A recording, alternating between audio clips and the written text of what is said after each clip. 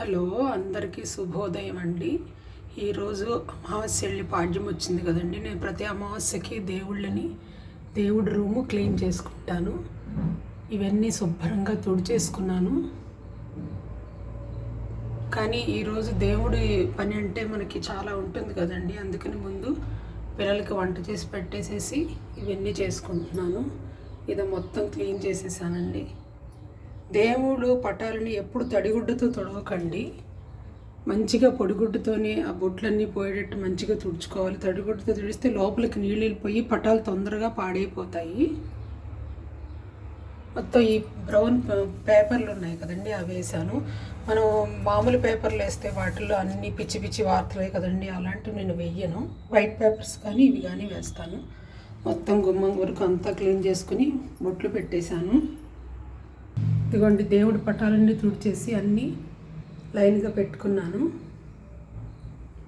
అంటే బొట్లు కొంచెం మన చేతితో పెడితే పెద్దగా వస్తాయి కాబట్టి నేను ఇలా ఈ బ్రష్ తీసుకుంటాను. ఈ బ్రష్తో ఇలా పెడతాను. దాని మీద కుంకుమ పెడతాను.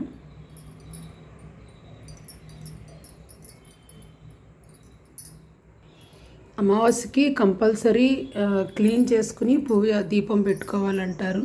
కుదిరిన వాళ్ళు ఏం చేస్తారండి, కొంచెం పసుపు నీళ్ళు జల్లేసేసుకొని గురువారం మీకు ఎప్పుడు కుదిరితే అప్పుడు చేసుకోండి. ఎప్పుడైనా చేసుకోవచ్చు, కాకపోతే శుచిగా శుభ్రంగా స్నానం చేసి చేసుకోవాలి.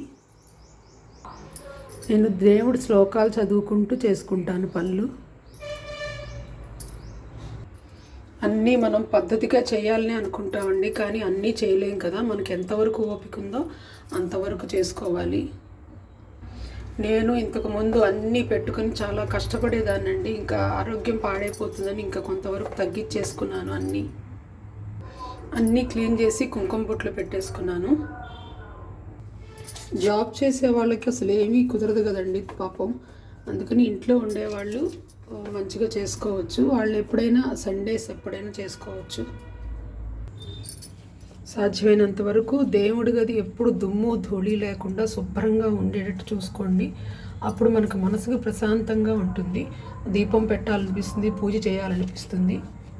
కానీ అందరికీ కుదిరినప్పుడే చేసుకోండి. కానీ ఎప్పుడు నీట్గా ఉండేలా. అందుకని ఎక్కువ పటాలు పెట్టుకోకుండా మనం చేసుకోవడానికి ఈజీగా ఉంటుంది. మనకి అమావాస్య కంటే నెలకోసారి చేసుకుంటాం, కానీ మధ్యలో ప్రతి వారం గురువారం పూట కొంచెం సింపుల్గా చేసుకోవచ్చు. పైన దులుపుకొని అమావాస్య మటుకు మొత్తం ఫోటోలన్నీ తీసి చేసుకుంటే నీట్గా ఉంటుంది. ప్రతిరోజు పటాలకి బొట్టు పెట్టాలన్నా మనకి కుదరదు కదా. అందుకని ఏ రోజు ఏ దేవుడికి పూజ చేస్తున్నామో అమ్మవారికి అట్లా పెట్టుకుని రోజు కుంకుమ మనం పెట్టుకుని గుమ్మానికి పెట్టుకుని పూజ మొదలు పెట్టుకుంటే చాలా మంచిది.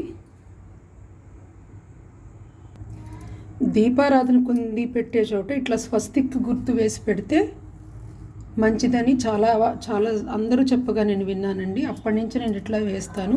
కాకపోతే రోజు బియ్యం పిండితో ముగ్గు వేయాలంటే నాకు మళ్ళీ క్లీనింగ్ కష్టమైపోతుందని శుక్రవారం, మంగళవారం, శనివారం అట్లా వేస్తాను. మిగతా రోజుల్లో నాముతో గీసేస్తాను.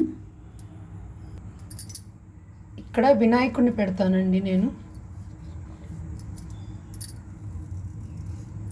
ప్రతిరోజు మనం వినాయకుడి శ్లోకం చదువుకుని మిగతా దేవుళ్ళవి చదువుకోవాలి.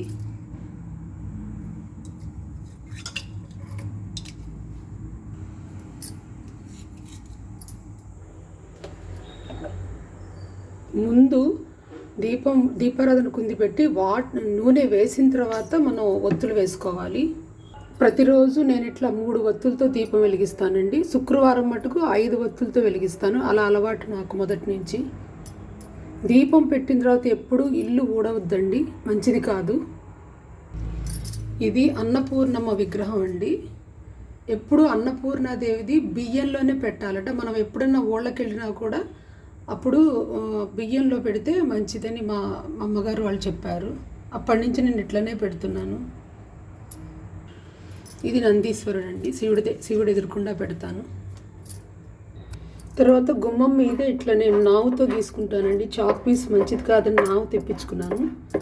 ఈ నావుతో ముగ్గులు వేసుకుంటాను గుమ్మం మీద. అంటే పెయింట్ ఉన్నా కూడా నాకెంతో ముగ్గు లేకపోతే నచ్చదు, అందుకని ఇలా వేస్తాను. క్లీనింగ్ అయిపోయిందండి, ఇంకా దీపం వెలిగిస్తున్నాను.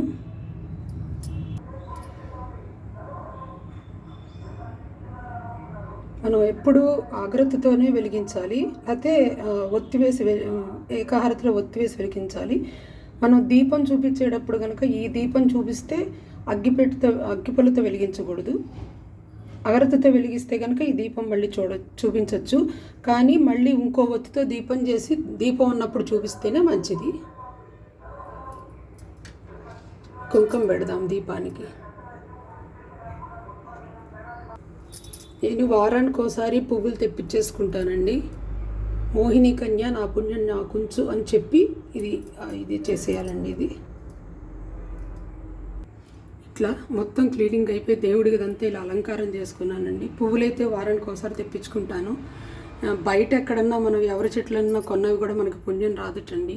వాళ్ళని అడిగి కోసుకున్నా కూడా కొంచెం పుణ్యం వాళ్ళకి వెళ్ళిపోతుందిట. అందుకని నేను అట్లా తీసుకురాను. పువ్వులు లేకపోయినా పర్వాలండి, మనం ఆ కూర్చున్న కాసేపు చాలా భక్తితో కూర్చుని మనం శుచిగా మనం ఏదైనా ధ్యానం చేసుకున్నా చాలు. ఇదంతా కనుక మీకు నచ్చితే మీరు ఫాలో అవ్వండి. థ్యాంక్ యూ అండి.